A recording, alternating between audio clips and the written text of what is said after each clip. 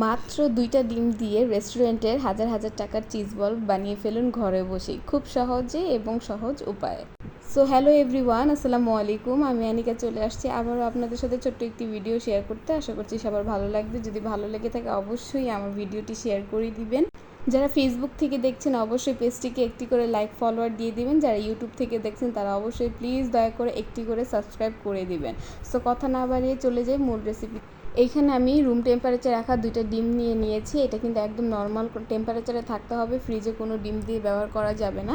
তো 2টা ডিমের পরে গিয়ে ফার্স্টে আমি এখানে 2 টেবিল চামচ চিনি দিয়ে দিয়েছি। ডিমের সাথে চিনিটাকে ভালোভাবে মেশাতে হবে যেন চিনিটা সম্পূর্ণভাবে গলে যায়। তারপরে এখানে আমি 2 কাপ ময়দা দিয়ে দিয়েছি, পরিমাণ মতো লবণ দিয়ে দিয়েছি। আপনারা অবশ্যই আপনাদের পরিমাণ মতো লবণ দিয়ে দিবেন। তারপরে এটাকে ভালোভাবে মিশিয়ে নিতে হবে। দেখেন আমি ফার্স্টে কাঁটা চামচ দিয়ে এটাকে ভালোভাবে মিশিয়ে নিচ্ছি। যখন কাঁটা চামচ দিয়ে মেশানো শেষ হয়ে যাবে তারপরে আমি হাতের সাহায্যে এটাকে অনেকক্ষণ মথে নিব। এটাকে যত বেশি মথবেন তত বেশি ভালো হবে, সফট হবে এবং ফ্লাফি হবে।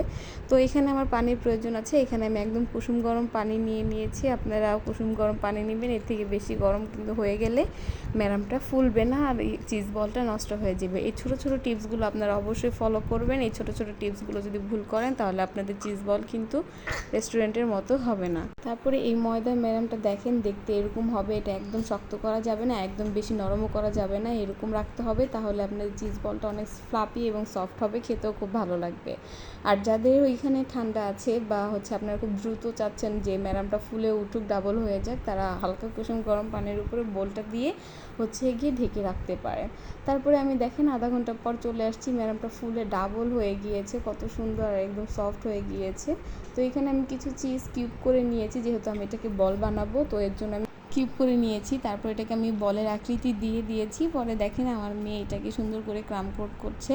আর এটা কিন্তু অনেক ছোট ছোট সাইজ বানিয়েছে, দেখেন আপনারা প্লেটে দেখলেই বুঝতে পারবেন। এটা খুব ছোট ছোট সাইজ বানিয়েছি, তারপর এটা ফুলে ডাবল হয়ে যাচ্ছে। আর চুলার আঁচটা কিন্তু একদম লো ফ্লেমে রাখতে হবে, না হলে কিন্তু উপরে ব্রেড ক্রামটা পড়ে যাবে, ভিতরে কিন্তু একদমই ফুলবে না।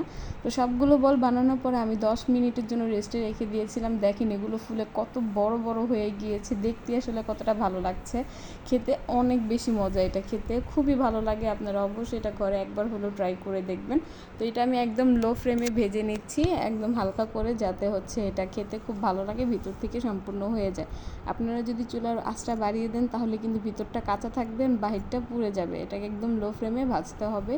সো এই যে দেখেন আমি এটাকে ভেজে নিচ্ছি। ভাজার পর আমি আপনাদেরকে ফাইনাল লুকটা দেখিয়ে দিচ্ছি। দেখেন এটা কত বেশি ফ্লাফি সফট হয়েছে আর ভিতরের চিজটা কত সুন্দর একদম মেল্ট হয়ে গেছে। এটা খেতে কিন্তু অনেক বেশি মজা, আপনারা অবশ্যই একবার হলেও বাসায় ট্রাই করবেন। তো আমার মেয়ে বলছিল আম্মু আমার ভিডিও নিও না। সো যাই হোক, আশা করছি সবার ভালো লাগবে। আল্লাহ হাফেজ।